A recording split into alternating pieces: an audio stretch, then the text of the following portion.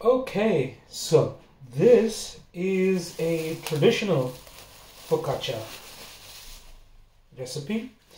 It has 350 grams of regular type 0 bread flour, 11.5% gluten, so W number of around 280. It has 150 grams of Manitoba, and it has only 58% hydration, right? So 500 grams of flour, and we have only 290 grams of water. That's why it's very shaggy, and this is why we cannot do stretch and folds or coil folds. So we have to knead this the traditional way. Okay, what is important to know is that this also has malt, baker's malt, non-diastatic malt. Don't use diastatic malt, right? Because diastatic malt has active enzymatic activity and it will turn your focaccia really brown, and it will overrise your dough. Diastatic malt is used in breads when you want long leavening times with very little yeast, so that you want a lot of the breakdown already happening because of the proteins. So that's when you use diastatic malts. This is non-diastatic malt, right? And so the autolysis has happened, and now we're going to take it out onto the work surface, clean work surface, salt it, and then start kneading it. What you're going to notice is that I did not incorporate all the flour already. So there's still some flour left. And this is going to come in useful for us because we will start incorporating this slowly.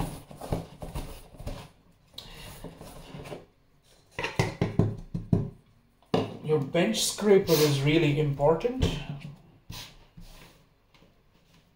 Okay, and then we will knead this dough.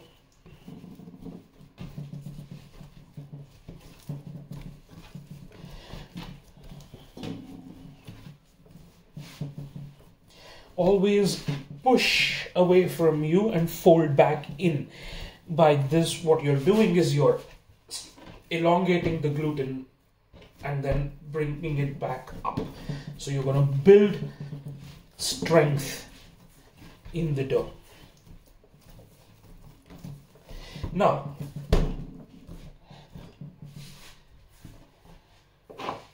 salt. So that's around 2.25% of salt. Fold. Fold. Scoop up all the salt and fold. Scoop up all the salt and fold. It's a very tight dough because this very traditional focaccia is very thin, crispy.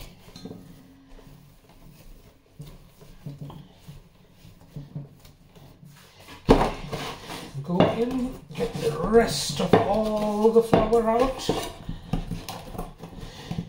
Now, if you had not done the autolysis, this would have taken you a long time to knead. 20 minutes of hardcore kneading.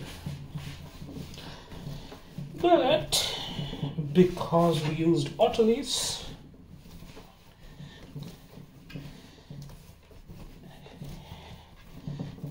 scrape up everything. There's actually nothing much to scrape up, right? It's very clean. Dough is not sticky at all.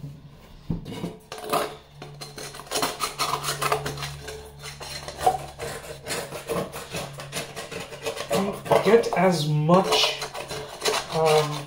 as you can out because we are working with small quantities. So this could affect the final hydration.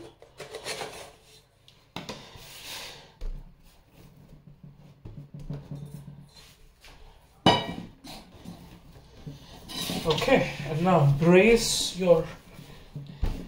So if you are left hand dominant, you brace your left leg and you go. stretch, tuck, stretch, and you're turning the dough every time.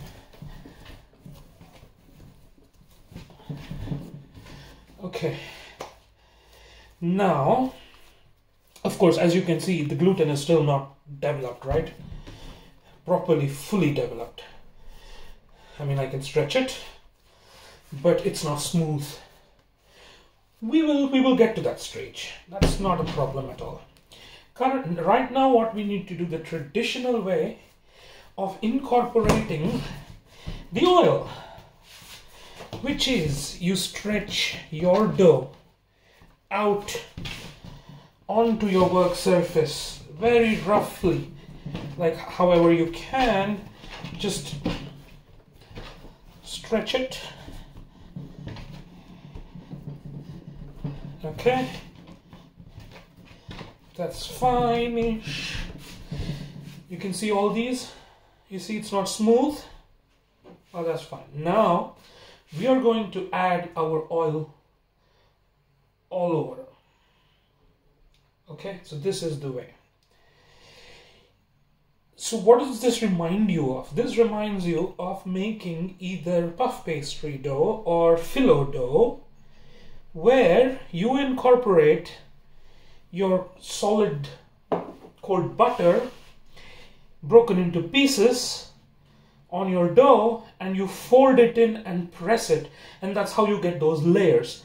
So the technique is the same, you're just not going to fold too many times to create layers. That's not the point, right? So you just want to incorporate the oil into the dough for the tender 1000 bubble crumb structure. Okay, now it's going to start getting messy.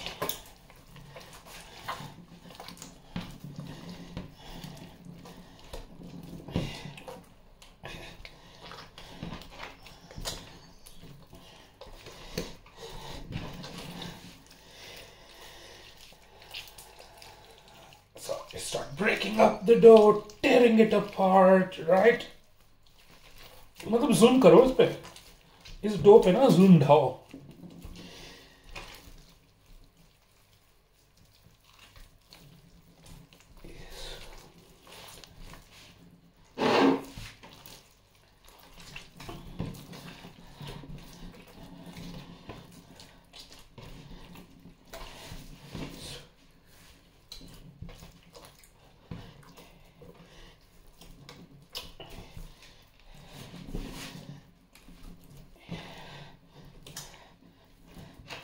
Okay, so it's taking up almost quite a bit. We'll tear it inside out again.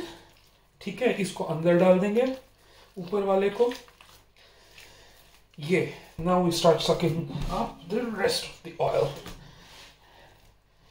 So you see how much oil there is. There's 30 grams of oil for your 500 grams of flour. That's 6% oil.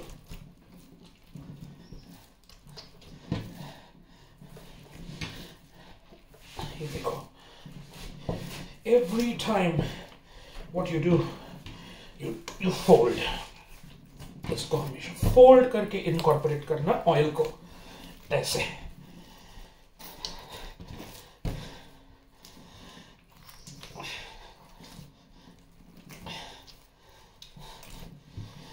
It's very, very tight dough. Huh? Why? Because it's low hydration dough.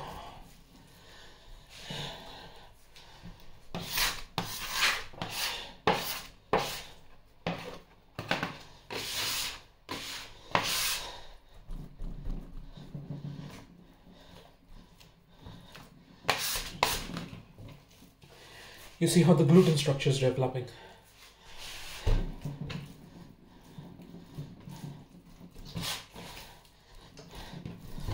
This is why I prefer higher hydration doughs, क्योंकि उनको knead ही नहीं करना होता.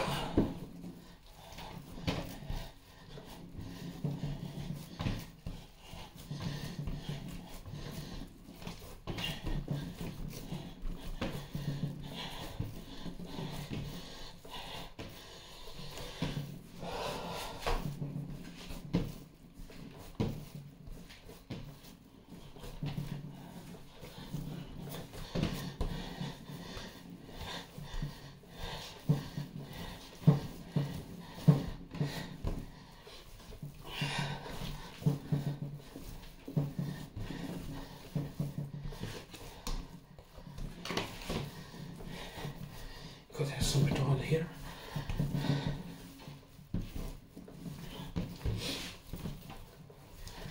And now you see the dough has started becoming sticky again, and it's becoming softer, you see, and you can start seeing the gluten strands forming. Strength has increased, so yeah, we will do a bit more, and then we will wait for a while, and then we will do some more kneading. We do this in stages. Starts getting too sticky, use your bench scraper to turn the dough in and on itself. ऐसे twisty motion में ऐसे, ठीक है. Your stand mixer's dough hook does the same.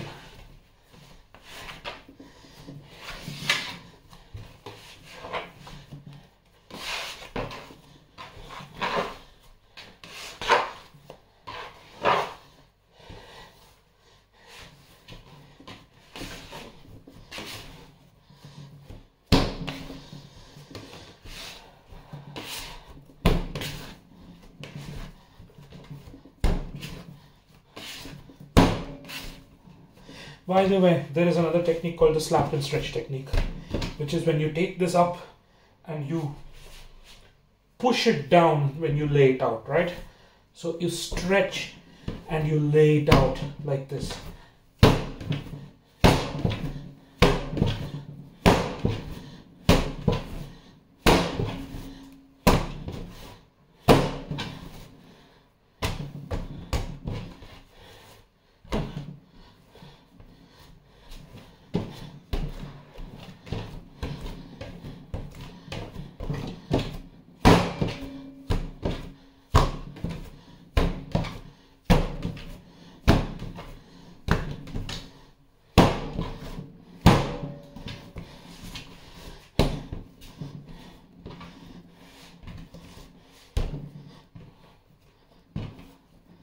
Classic bakery techniques.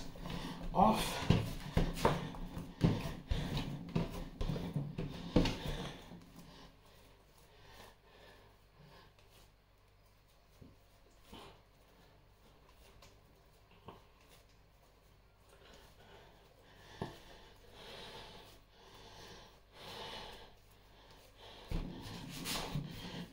Pull. Pull. What you're doing is you're creating surface tension. Pull, pull, pull, and there's your bowl.